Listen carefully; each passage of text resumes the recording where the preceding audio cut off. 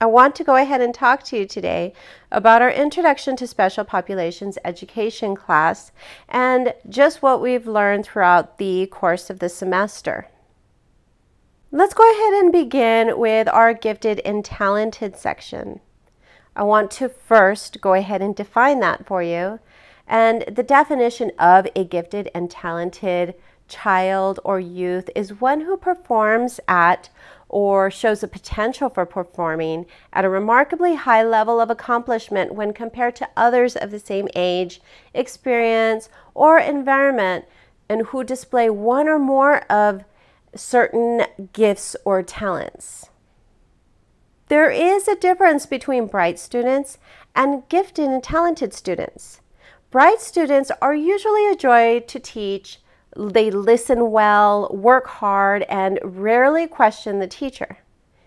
Gifted students, they're students with outstanding talents who perform or show the potential for performing at remarkably high levels of accomplishments compared to others at their age group. There are various strategies that we as educators can utilize in teaching gifted and talented students to challenge their abilities. Learning centers can assist in allowing those who excel in leadership skills to utilize their talent in not only assisting the classmates, but when a student can teach something that they've learned, this assists in mastering that particular subject. Independent study time will also assist those who isolate themselves from other students and learn better in doing so. Incorporating both learning centers and independent study will definitely assist in the student gaining the benefits of both types of strategies. The next topic that I want to go ahead and take a look at is language. There are different characteristics of a student whose second language is English. Students develop cognitive advantages that improve their attention, self-control, and ability to deal with conflicting information. Learning a second language is valuable preparation that enables participation in the global economy. Bilingual people generally perform better on the Erikson flanker test than monolinguals. So how does learning a new language impact learning content? Well, that's simple. Unfortunately, there are not enough schools with programs that support second language learning, and they tend to feel excluded and segregated, leading to more hardships in learning. However, learning a new language is already extremely beneficial, but it can also enhance the student's structure and vocabulary in English as well. Strong evidence shows that time spent on foreign language study strongly reinforces the core subject areas of reading, English language literacy, social studies, and math. That was taken from the NEA research in 2012. So, how do we adapt instruction to help these students learn English and the concepts that we are required to teach them? The best way is to offer appropriate and challenging material that is well designed in instruction and instructional routines. You got to make sure that we offer clear instructions and additional support, practice and periodic review, and also offer informative feedback. This is the only way for them to know if they are doing it correctly. That is our job to, not just tell them when they're doing it incorrectly, but let them know that they're doing it correctly as well. That's just as important. Next topic, gender. First, let's go ahead and compare and contrast how boys learn and how girls learn. Girls have increased communication between the brain's hemispheres. Memory and listening skills are enhanced in girls, and they have reading and writing strengths. Boys learn through experience with spatial mechanical function. They are more physical and use half of the brain space that girls do for verbal emotive function. So they learn best visually and kinesthetically. Now, how do these differences impact their learning? Girls are stronger in reading and writing, as we mentioned earlier, and they can multitask better than boys. Boys generally enjoy physics more than girls do, and since they utilize more abstract strategies, they also enjoy mathematics. So what type of instruction do we adapt to meet the needs of both male and female students? Teaching methods that involve drawing or coming up to the board to work on visual formulas will cater to the style in which boys learn.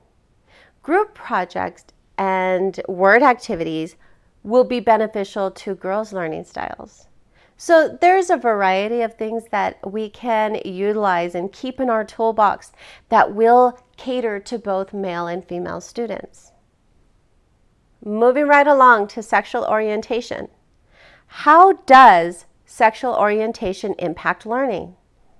Well, their rejection leads to not only a detachment at home, but at school as well. LGBT youths are at greater risk of academic failure than their heterosexual classmates.